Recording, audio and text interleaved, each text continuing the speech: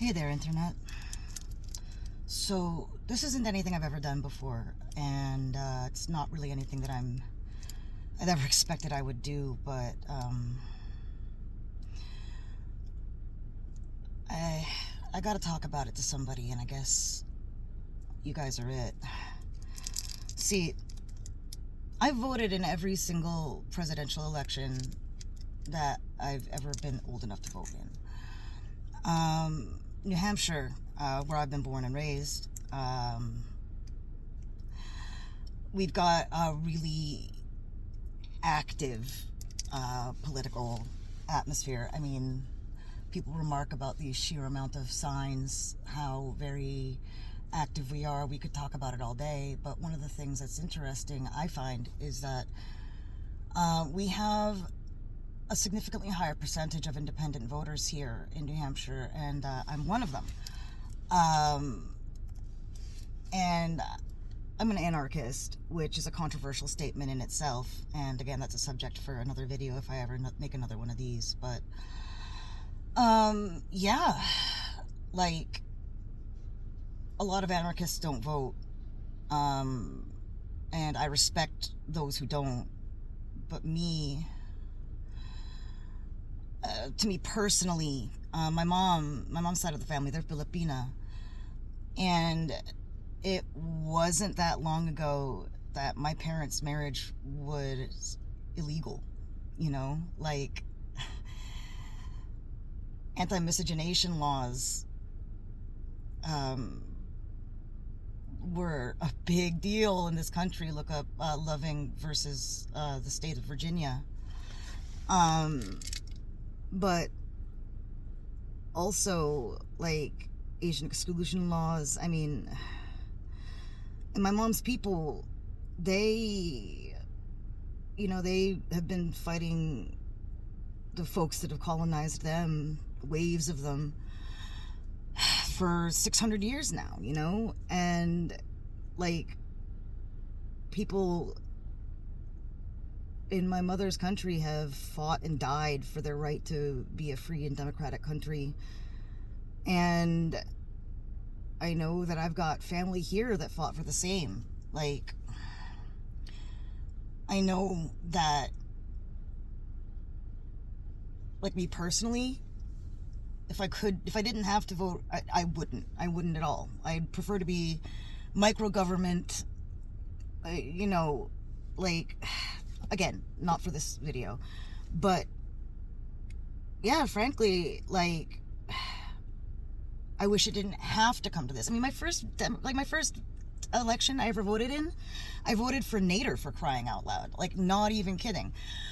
And yeah, my principles have always aligned democratically, and I vote with my conscience. And, like, yes, despite the fact that I would rather have voted Green Party, I really feel that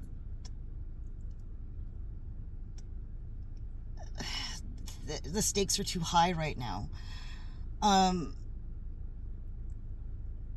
And yeah, despite my mixed feelings about the Democratic Party and their complicity in the ongoing horror in Palestine, I still need to vote with my conscience. And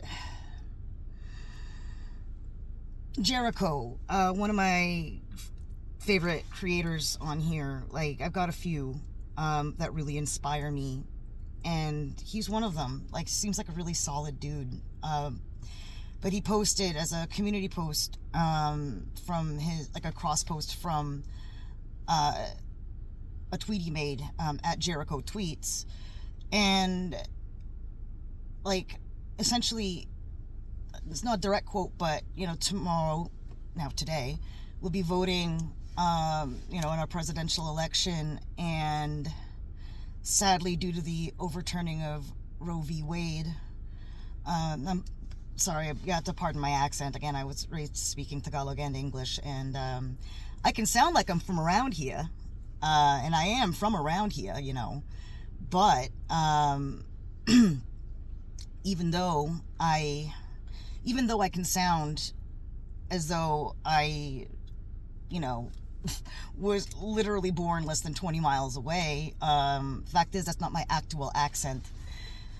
And I'm going to be real with you guys. So anyway, I'm going to get their names. I'm sorry, I'm terrible with pronunciations, but at Jericho tweets again saying that because of the overturning of Roe v. Wade, you know, we'll be out here voting, but Nevaeh Crane, Amber Thurman, Candy Miller, and Yoseli Barnica cannot be here to do so. And I'll tell you, internet, that shit hit me. And I'll tell you why. You see, I've been married for 24 years now to a really incredible and patient and understanding man.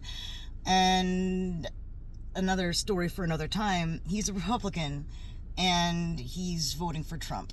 He's got little flags on his vehicle and everything. And I still love him. It's not the same as it was. We're very platonic now. We're still each other's closest friends in that way. Still each other's ride or die. Neither one of us is going anywhere. But we have, since 2016, we have become, and the year or so leading up to it, we became so diametrically opposed. You know how that whole horseshoe theory thing, where it's like, oh shit, sorry, I dropped something. Where, you're so far left and you're so far right, you're almost touching. That's us. We each have very much the same values, but we go about them in a very different way. The emphasis that we have on things is so different. And again, I am so strongly aligned with my conscience, with what's right for me, what I feel is right, that, yeah, even at the cost of the romantic end of my relationship, I voted how I voted. But again, I'm going around the egg. I got to get back up to it's like an egg, I'm always circling around. There's kind of fat at the bottom, but there's always a point. And I'll follow it back around to the point eventually. So back around the egg. I've been married for 24 years to a very good man. One of the best men I've ever known, despite our ideological differences in later life. But he wasn't always my husband. He wasn't always the father of our kid, who's, now an adult himself. But once upon a time, I was a 20-year-old woman. I'm 46 now. I'm closer to 50 than I am 40, and with this lighting, you can definitely tell for sure. I spend a lot of time outside. My dermatologist curses my sun damage. But, anyway. Yeah. Once upon a time, I was 20 years old, and I was 1 month into dating a really, really good guy that had been one of my closest friends for the past year. And I could tell that there was something special about him, but I didn't know at the time just how significant he would be, These are all stories for another time. And 1 month in, I discovered that I was pregnant. And I didn't know what to do. I mean, I'm a trauma survivor. I've been peer counseling fellow survivors of long-term trauma primarily starting in childhood. And let's just say at that age, I was not ready. By no means was I ready to be having a baby, and neither was he. I mean, we'd only been dating a month. And, well, further complicate things, I was having a very rough time spotting, cramping. And I went to a gynecologist, and they essentially told me I had two choices. I could either keep going as I was, courting a miscarriage, take it as it comes. If it happens, whatever happens, happens. Or I could go through a surgery that would essentially sew me shut, like my cervix and stuff.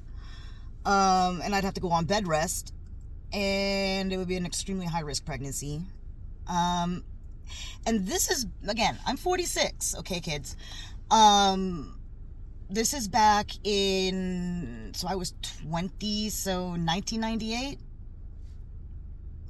And yeah, we didn't have the Affordable Care Act back then, y'all. Back then, I was uninsured, and because, you know, you only working part-time, and you couldn't have your kids on your insurance after they were 18, and Medicaid was only available for folks if you were pregnant, but, you know, I wasn't even sure I was going to go through it, and signing up for Medicaid back then was a hassle and a half. But yeah, if you were pregnant, if you were disabled and verifiably disabled through a big, long process, which I know all about now because I worked for the state for 5 years in that field. But back then it was hella Byzantine and still was not even computerized. It was all paper files back then. So imagine the wait times. Oh, and then on top of that, or you could be, if you're over 65 was the only other way you could get Medicaid. So it was many years before the Affordable Care Act. I had no insurance, so that was out of the question. Going through all of that to save a maybe baby with a guy that I barely started dating. And of course, third option was termination. And so I talked about it with that guy. And both of us pretty damn immediately were like, termination, you know? And that was pretty much that. We didn't really think about it again. Until, well, that great guy that I had been friends with for a year, had a maybe baby, almost baby with. And, well, we dated a year. And then we were engaged for a year. And then we got married. And then 11 months or so after the wedding, we had our son. And that was in 2001. In the spring, actually. Well, giving birth to him nearly killed me. And I mean, literally, nearly killed me. I loved being pregnant, honestly. If I could have done it again, I would have. I mean, I loved the feeling of him growing inside of me, of creating this little life. And I would think a lot about how, I mean, I know, I mean, if we had kept that baby with what was going on in my life and his at the time, I mean, we wouldn't be together. So terminating that maybe baby, that almost baby, hard as a decision that it was, Like, I mean, it was hard, but it wasn't. I mean, it's a choice no one ever wants to have to make. But, yeah. Anyway, giving birth to my son, I was hemorrhaging. And my epidural wasn't working. There was so many complications, but long story short, they had to wheel me into emergency surgery to save my life after giving birth to my son. And the doctors, my husband says he'll never forget them looking into his eyes and saying, if you want to keep your wife alive, you will never get her pregnant again. And we took that seriously. So we only have one kid biologically. I mean, I've got a shit ton of bonus kids. You know, kids you adopt along the way. They call you mom and stuff, but, you know, no blood tie. But I got a ton of those and several grandkids from them and a couple grandkids from my son now, too. Young dad, long story. But yeah. If I had gone through with the expensive surgery and, you know, maybe I would have lost my life then. Maybe the baby would have lost their life. Maybe there would have even been more pain for me. Miscarrying midway through, other complications. Maybe, like, I never would have gotten married. But I know I never would have had my son. Because apparently this body was a one and done sort of deal. Because we didn't know at the time I've got a genetic disorder called Ehlers-Danlos syndrome. We didn't know a lot about a lot of us at the time. But again, stories for other days. And you know, but yeah. These 4 women, Nevaeh Crane, Amber Thurman, Candy Miller, Yoseli Barnica. Again, I hope I'm pronouncing your names right, but they're not here now because of an overturning of a law that I swore I was like, in high school, I was like, how is this even still a question? And like 30 years later, how is this even still a question? And I look at my son, my wonderful, brilliant, handsome, kind human that he is. I'm very blessed to have a child that not only do I love, like every parent should love their kid, right? But that we genuinely enjoy each other's company. I'm very lucky. And he wouldn't be here if I wasn't able to make that choice. And on top of that, too, like, President Trump, former President Trump, the man that my husband is voting for, already has, if I'm any judge of time. That man had expressed admiration for, I mean, above all the other shit that he's done, expressed admiration for friggin' Hitler recently. And like, again, you know, I'm older than the typical internet user these days, but both of my grandparents served in both my grandfathers served in World War II. And my Lolo, he didn't give a shit about what was happening with the Germans. All he wanted was to get the Japanese off of their soil because of the devastation that had been, well, that had always been. When the Japanese came, it just got worse. That's a story for another day. But my Lolo, he fought as a guerrilla fighter in the jungles of the Philippines against the Japanese. But my other grandfather, the American one, he came from the northeasternmost point of down east Maine. He was from Lubeck. That's literally the most northeast point in the country. So northeast that it's our closest point in the country to Africa, if you can believe. But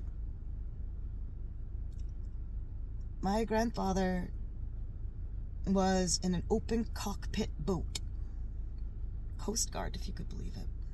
Because, yeah, even the Coast Guard did their thing over there.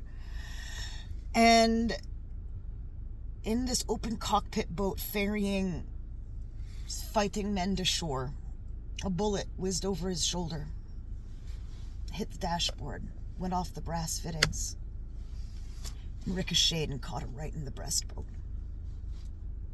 And if it weren't for the ricochet, if it had been just enough over to have gone, he wouldn't have been around to meet the rest of my aunts and uncles, you know. My dad was a war baby. He was born in 44. But this, right here, that is the bullet that hit my grandfather in the chest after ricocheting off of the brass fittings in his open cockpit boat while storming the beaches at Normandy. And I will be goddamned if I am complicit in allowing the sacrifice of all those people to be so insulted by electing someone who openly says that he admires Hitler.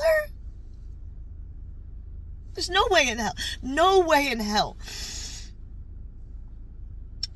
I can't.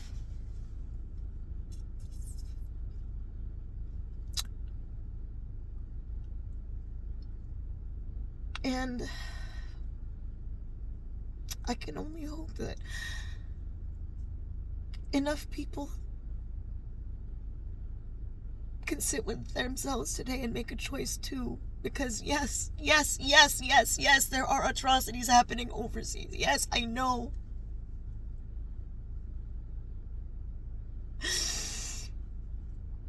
Trust me, I come from a people that know what it's like.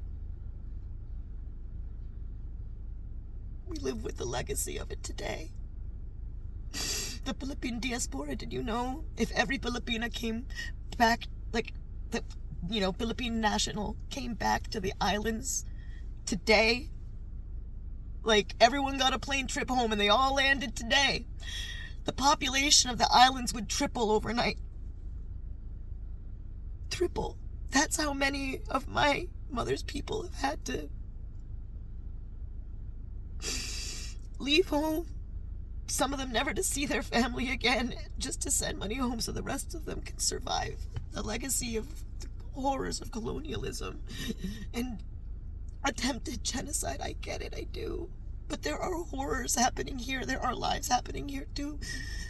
Every single person out here has a life just as rich and as complicated as yours. And frankly, I have to vote with the party that, as much as I am not fond of them for how tied they are with big government and how, with big, corporations and, how centrist they are, and, oh God, I could go on all day. But, yeah. I voted for Harris Walls. And I did it for Grandpa. And I did it for Nevaeh and Amber and Candy and Yoseli. I did it for all of us. And I can only hope that somehow this goddamn nightmare we've been in for the better part of the last decade is over soon, because I don't know how much more I can take. Anyway, God, I look like shit. Thanks for listening, Internet. My family's gonna probably start thinking I'm dead in the ditch. I better get going.